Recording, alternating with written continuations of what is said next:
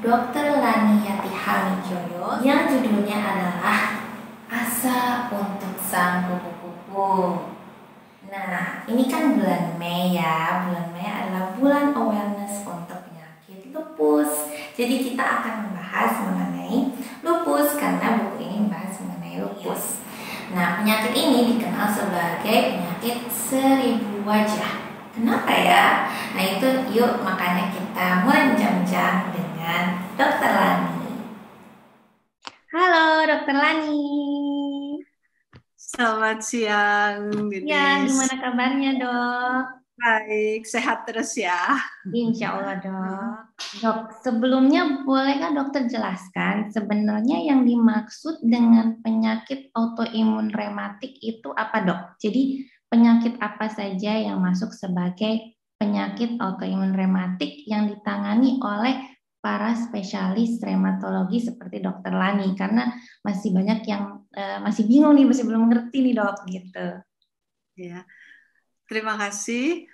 Ya, jadi kalau kita lihat di Indonesia ada kurang lebih sekitar 75 ya sekarang ini reumatologis yang sudah bergelar reumatologis atau yang masih mengenyam pendidikan, tapi kurang lebih kita ada 75 orang. Nah, penyakit apa saja yang kita tangani itu umumnya adalah penyakit-penyakit yang berhubungan dengan rematik itu sendiri, yaitu yang mengenai otot, tulang, ataupun sendi gitu. Nah, termasuk di dalamnya adalah penyakit-penyakit autoimun gitu. Nah, autoimun yang terutama bersifat sistemik, jadi mengenai seluruh badan gitu, sehingga itu yang ditangani. Mungkin sedikit overlap dengan teman-teman dokter spesialis alergi imunologi, tetapi penyakit yang ditangani kurang lebih sama. Ya, Mungkin jadi itu lupus ya termasuk ya dok ya. ya, termasuk juga lupus, rheumatoid arthritis, ankylosing spondylitis, Sjogren ya. Ya, Oh, itu semua. oke, oke. Ya. Nah, dok, mengenai lupus, kenapa ya lupus dikatakan penyakit seribu wajah? Iya, itu istilahnya seribu wajah ya. Karena penyandang lupus ini seringkali datang dengan berbagai macam gejala gitu. Ada orang yang hanya gejalanya rambutnya rontok, ada orang yang gejalanya ada kupu-kupu di wajahnya, ada orang datang dengan nyeri sendi. Jadi masing-masing orang tuh beda-beda gitu. Sehingga muncul dengan berbagai macam manifestasi itu sehingga disebut dengan penyakit seribu wajah. Karena masing-masing orang, jadi tidak ada satupun penyandang lupus yang mempunyai gejala yang persis sama itu tidak ada gitu. Jadi masing-masing berbeda-beda gitu. Ya, maka itu disebut penyakit seribu wajah. Oh gitu ya dok ya. Susah Ya, berarti ya diagnosanya ya dok ya. Bisa susah ya dok ya ya. benar-benar. Uh-uh. Nah, ini nih banyak orang menjadi takut begitu mengetahui mengenai penyakit lupus. Kayaknya kok serem banget gitu. Nah, bahkan mereka khawatir tidak bisa hamil gitu. Nah, apakah memang sebegitu menyeramkannya dok penyakit lupus? Oh, sebetulnya tidak ya. Kalau kalau membayangkan lupus itu harus membayangkan apa namanya, bukan sesuatu yang menakutkan gitu ya. Saat ini harapan hidup pasien lupus itu sudah sama atau hampir sama dengan orang normal kalau diobatin dengan baik gitu. Jadi bukan sesuatu yang menyeramkan lagi gitu ya. Jadi apakah bisa hamil? Bisa. Jadi karena lupus itu dia tidak mengganggu kesuburan sama sekali ya. Tetapi kalau ingin hamil baiknya konsultasi dulu dengan dokter sehingga nanti outcome kehamilan sampai melahirkan itu bisa baik gitu. Jadi penting sekali, biasanya disarankan harus penyakitnya sudah tenang dulu gitu sehingga nanti apa namanya, hasilnya baik gitu, anaknya baik, ibunya juga baik gitu. Nah dok, menariknya buku ini ditulis oleh dokter Lani bersama dengan dokter Sandra. Nah bolehkah dokter beritahu sedikit kepada kami mengenai dokter Sandra serta apa yang membuat dokter Lani dan dokter Sandra ingin membuat buku mengenai lupus? Dr. Sandra, saya biasa memanggil Profesor Sandra Navara. Beliau adalah guru saya, ya, dan juga idola saya gitu. Jadi ketika saya sekolah di Filipina, ya, saya bertemu beliau dan beliau mengajarkan bahwa kepada pasien itu perhatian dan kita meluangkan waktu untuk mendengarkan keluhan mereka dan juga care itu sangat-sangat penting gitu dalam menangani kasus-kasus autoimun. Itu buat saya sangat-sangat berkesan sekali bahwa beliau yang sangat-sangat sibuk ya, kalau kita lihat agendanya hari ini ada di Eropa, minggu depan ada di Amerika, bicara di berbagai tempat dan sangat-sangat sibuk. Tapi beliau selalu meluangkan waktu kalau ada di Manila, beliau selalu meluangkan waktu di Poli Charity untuk duduk mendengarkan pasien-pasien. Jadi pasien-pasien dia datang hanya untuk bisa bertemu dan rasanya sudah sembuh gitu. Wah, buat saya sangat-sangat berkesan gitu. Nah, apa yang dilakukan beliau adalah care sekali untuk penyandang lupus maupun penyandang autoimun ini. Nah, salah satu bentuk care-nya adalah beliau memberi gagasan, ayo kita buat buku ini. Buku ini diberi judul Hope for the Butterflies, makanya edisi Indonesianya diterjemahkan Asa untuk Sang Kupu-Kupu. Jadi intinya yang ingin disampaikan Prof. Sandra dan saya juga kepada para pembaca sebetulnya adalah mirip dengan kupu-kupu. Ketika dia baru ditetaskan dari telur terus kemudian berkembang menjadi kepompong, dia harus melalui perjuangan yang luar biasa gitu, baru bisa menjadi seekor kupu-kupu yang sangat-sangat cantik gitu. Nah, di dalam proses itu butuh perjuangan. Demikian juga pasien penyandang lupus ya. Jadi lewatin sesuatu yang memang butuh perjuangan, tetapi jangan takut karena outcome-nya akan menjadi kupu-kupu yang cantik gitu. Jadi itu pesan utama yang ingin disampaikan dari buku ini dan mendapat tanggapan yang baik terutama untuk penyandang lupus yang ada di Eropa. Kita sudah bawa sampai ke berbagai negara ya, di Australia, di Jepang gitu, dan mereka juga merasa bahwa buku ini bisa membuat harapan lagi gitu untuk para penyandang lupus ini gitu. Jadi ini buku bermakna banget buat Dokter Lani ya dok ya. Ya betul. Buat saya berkesan sekali. Nah terakhir dok, ada nggak pesan khusus yang dokter ingin sampaikan ya selain tadi dokter sudah sampaikan kepada para penyandang lupus di Indonesia dok khususnya? Ya, terima kasih. Sama juga ya, jangan putus asa dan kalau kita mengenal lebih dini penyakit ini, hasilnya akan jauh lebih baik gitu ya. Dan pengobatan memang kadang membutuhkan waktu ya, tetapi perjuangan dengan tetap tabah dan tetap menjalani pengobatan ini hasilnya akan baik gitu ya. Kalau kadang-kadang dibilang oh ini nggak ada obatnya, sebetulnya ada obatnya ya, walaupun harus dikonsumsi untuk jangka panjang, tetapi hasilnya saat ini kita bisa lihat bahwa mayoritas penyandang lupus dapat hidup normal seperti layaknya orang biasa, walaupun ada beberapa yang masih tetap harus konsumsi obat gitu. Terima kasih dok. Terima kasih banyak, terima kasih. Sehat terus semuanya ya, sehat terus ya, terima kasih. Oke teman-teman, tadi itu kita sudah bincang-bincang dengan Dokter Lani ya. Nah sekarang kita akan bincang-bincang dengan founder dari Yayasan Syamsi Duha, yaitu Ibu Dian Syarif. Halo Bu Dian, apa kabar Bu? Alhamdulillah, luar biasa. Bandung lagi panas nih. Oh, panas, Bu. Iya, udara boleh panas, hati dan kepala tetap dingin. Iya, betul. Makasih banyak ya Bu, udah bersedia untuk saya ajak bincang-bincang siang ini mengenai lupus dan buku Asa untuk Sang Kupu-Kupu itu. Nah, apa sih yang buat Ninis? Fokus. Makasih Ibu. Nah, boleh ya Bu, saya tanya-tanya sedikit ya? Boleh. Ya, Bu Dian, Boleh tahu Bu, Ya, Ibu sudah berapa lama hidup dengan lupus?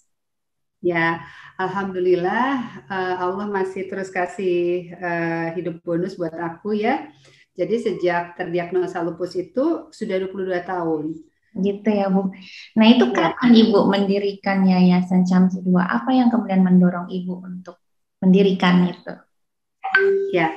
Jadi Samsidua Foundation itu mulai bergerak di lapangan 2004 ya, Nis. Ya, Itu setelah kondisi aku relatif stabil. Maksudnya stabil di sini memang 5 tahun pertama itu penuh dengan gejolak dan kondisi yang roller coaster lah ya, turun naik tadi, berdarah-darah, operasi, kehilangan penglihatan gitu-gitu ya. Nah, jadi 5 tahun setelah itu baru aku kemudian berpikir bahwa aku ingin melakukan sesuatu karena kondisiku sudah relatif stabil.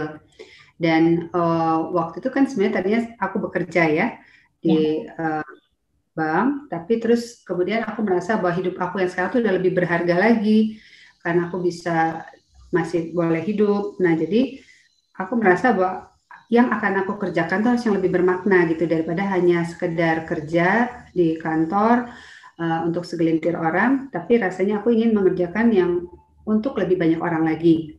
Nah, makanya itu yang mendorong aku dan suami untuk mendirikan Samsidua Foundation di Bandung. Dan juga karena yang bisa aku bagikan selain lupus juga tentang penglihatan, kami juga mendirikan Low Vision Center. Nah, kalau kondisi Ibu saat ini gimana Bu? Saat ini remisi atau gimana Bu? Ya, alhamdulillah aku saat ini sudah remisi, tapi untuk mencapai remisi pun itu sebuah perjalanan panjang. Jadi setelah 17 tahun. Jadi memang untuk teman-teman autoimun ya ataupun lupus memang nggak ada patokan kan kapan kita bisa remisi karena kondisi satu dengan yang lain itu berbeda. Ya, Dan aku termasuk yang baru bisa remisi itu setelah waktu yang cukup panjang yaitu 17 tahun. Tapi alhamdulillah sekarang kondisinya stabil, terkendali dan istilahnya nggak kayak dulu lagi ya, banyak sekali efek samping obat yang muncul. Sekarang justru karena sudah remisi, jadi kan tinggal menjaga kondisi aja supaya lupinya nggak bangun gitu ya, nggak flare, dan menjalani berbagai pola hidup sehat aja. mantap. Oke. Nah, mengenai buku Asa untuk Sang Kupu-Kupu, menurut Ya, Ibu gimana Bu mengenai buku ini memberikan edukasi dalam bentuk buku fiksi seperti ini? Kalau menurut Ibu bagaimana? ya. Jadi menurut aku akan sangat berarti kalau ada kerjasama yang baik antara pasien dengan dokter. Apalagi kalau kita bisa berinteraksi dengan the caring doctor, dokter yang peduli. Artinya kalau sudah ada caring, itu nanti akan lahir berbagai macam kolaborasi dalam menghadapi penyakit apapun, khususnya yang kronis ya dan berat, itu memang sangat dibutuhkan koordinasi atau kerjasama dari 3 elemen ini, dokter, pasien, dan pendamping. Nah, sehingga nanti karya yang hadir itu apa saja, mau bentuknya buku, CD, video, apapun yang memang bisa memberikan edukasi, sosialisasi, dan bahkan juga bisa masuk ke ranah penelitian gitu ya. Nah, kebetulan di Samsudin Foundation sendiri kami juga sudah menjalankan beberapa fungsi itu. Jadi buku-buku yang hadir juga ada yang memang sifatnya misalkan tanya jawab seputar lupus ya, judulnya Lupinya Lagi Nakal nih. Nah, itu kumpulan tanya jawab gitu ya. Terus misalkan ada buku Lupi Sahabatku Yang Nakal, itu juga edukasi untuk anak-anak ya, tapi juga sebenarnya berlaku untuk orang dewasa. Nah, ketika buku Asa Sang Kupu-Kupu hadir pun itu tentu disambut dengan baik karena itu kan juga ditulis oleh dokternya dan untuk edukasi ketiga elemen tadi ya. Dari aku sendiri memang juga berbagi yang berdasarkan pengalaman hidup ya, ada kisah nyata supaya memang apa yang disampaikan itu tidak semata-mata teori, tidak hanya semata-mata hanya apa ya, bukan real gitu ya, Nah, melalui 3 buku yang waktu itu juga aku hadirkan, itu di situ aku berbagi juga suka duka dan kalau aku jatuh maupun bangun gitu ya. Jadi nggak cuma sekedar kisah manisnya aja, tapi untuk sampai di titik ini tuh harus dibagikan juga perjuangannya seperti apa.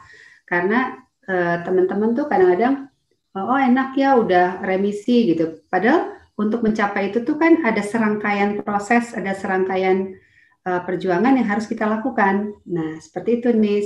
Jadi makanya alhamdulillah sekali bahwa kita bisa bekerja sama dengan The Caring Doctor, dokter-dokter yang peduli ya, yang emang mau berinteraksi dengan pasiennya tidak hanya sekedar di ruang praktek, tapi juga di luar itu ya hadir tadi kerjasamanya dalam bentuk buku, video, program atau kegiatan lain. Gitu Nis.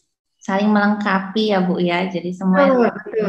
Kan? Nah, betul.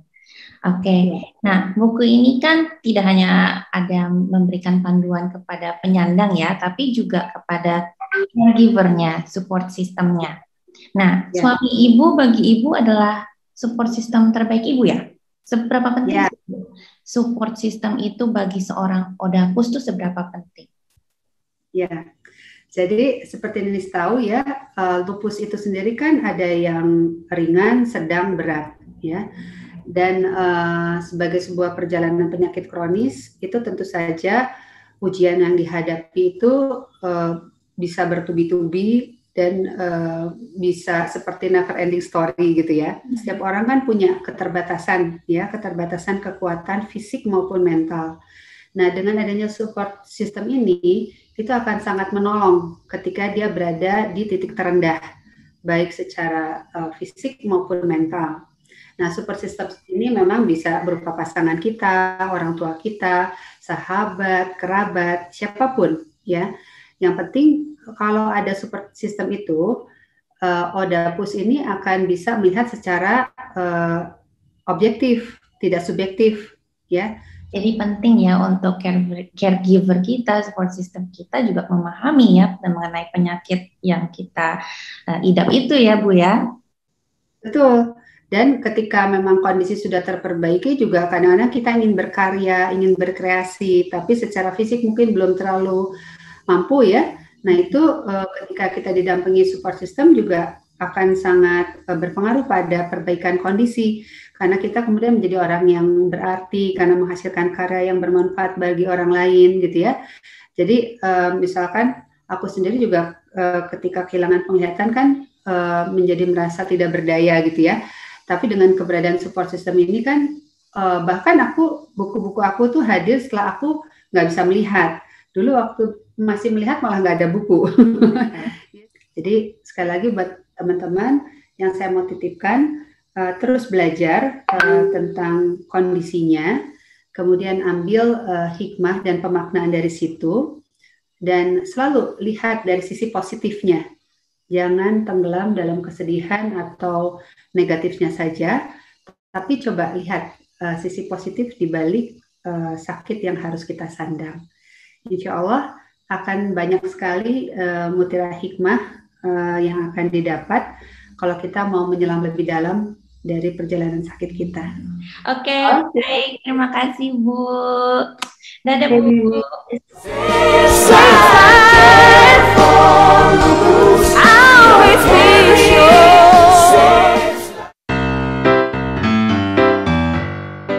Cemplu ini adalah satu komunitas lupus yang mendampingi sebenarnya di awal itu buat anak-anak dan remaja, Mbak.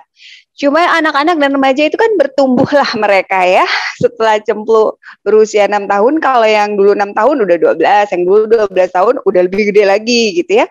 Jadi akhirnya kita akhirnya mengganti yang tadi untuk anak dan remaja, sekarang lebih ke anak dan perempuan yang female ya.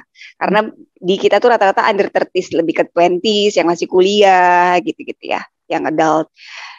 Ya, jadi kita mendampingi teman-teman di situ. Karena itu memang cara kita mengkomunikasikan edukasi tentang lupus atau autoimun gitu bisa dilihat gitu ya dari penampilannya, dari cara kita wordingnya itu memang tersegmentasinya ke sana. Alhamdulillah aktifnya kita di Instagram. Memang sebenarnya memang dari awal ketika mendirikan Sahabat Cemplu ini, saya tuh cita-citanya memang mau fokus ke edukasi, Mbak, gitu. Karena saya merasa interestnya di sana gitu, terus ada ada potensi untuk bisa mengembangkan itu. Tapi dalam perjalanannya ternyata pada saat kita mendampingi teman-teman gitu, saat kita berjumpa tuh ada muncul gitu kebutuhan-kebutuhan lain yang kita nggak bisa tutup mata gitu. Ya kan Mbak gitu. Ternyata banyak sekali persoalan-persoalan yang kita nggak bisa tutup mata. Akhirnya karena kita juga memang masih terbatas, kita juga kecil, pengurusnya juga sesama Odapus yang mana punya juga challenge-nya masing-masing gitu.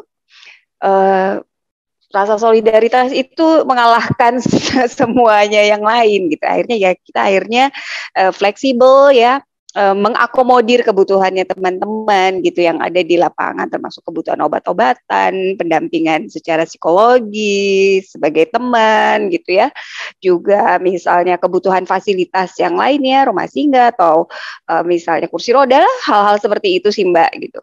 Akhirnya nyemplung juga ke sana walaupun mungkin kita belum bisa maksimal banget, but we are trying our best. Sahabat Cemplu ini alhamdulillah juga kita digerakkan bersama teman-teman yang masih muda-muda, mereka juga udah push dan mereka sangat loyal gitu ya. Saya pengen mengapresiasi mereka, ada Mbak Puput, ada Mbak Anis, ada Mbak Ani gitu ya. Ini yang selalu bersama saya setiap hari, dan kita nggak semua tinggal di Jogja saat ini. Everybody itu tinggalnya di luar Jogja, tapi kita berkoordinasi dengan baik, dengan satu value yang sama ya. Saya pikir itu yang bikin kita bisa berjalan terus Mbak. Sebenarnya kalau kita sendiri itu untuk mengedukasi, mendampingi mereka terus-menerus tuh kayaknya nggak mungkin ya Mbak. Berat kan banyak dan terus bertambah gitu. Jadi sebenarnya yang kita harapkan, yang kita ingin bangun itu adalah support system. Satu orang jadi temennya yang lain aja, dia ketemu di situ. Mereka bisa bercerita di grup, walaupun nggak semua nanggepin, tapi dia menemukan satu orang bisa memvalidasi perasaannya, satu orang bisa mendukung dia, lalu mereka akrab di luar grup, itu sudah cukup sebenarnya. Karena untuk memelihara yang namanya satu community yang isinya ya seperti tadi saya sampaikan, kalau grup isinya ibu-ibu, orang tua rame sendiri gitu, kalau anak-anak itu sedikit berbeda pendekatannya gitu. Begitu, jadi kadang-kadang ya mesti ngomong-ngomongin soal opa-opa Korea gitu. Kita baru saja punya program yang saya sangat terharu sebenarnya, karena kita baru sekali mencoba untuk open volunteer untuk pendampingan adik-adik gitu ya, dan berkumpul sekitar 20-an orang untuk ini. Kemudian kita membagi-bagi setiap volunteer, setiap kakak memegang beberapa anak. Hampir lebih dari 20 deh, 30-an mungkin. Satu kakak itu memegang tidak lebih dari 5 anak, karena tugasnya mereka buat nanyain, apa kamu sudah minum obat, how's your day, gitu ya. Kita mencoba pendekatan seperti itu. Alhamdulillah sih sejauh ini feedbacknya baik sih Mbak gitu. Jadi memang kalau dari pengurus sendiri kan udah nggak mungkin kekejar ya. Itu sih dari saya sih Mbak. Terima kasih banyak.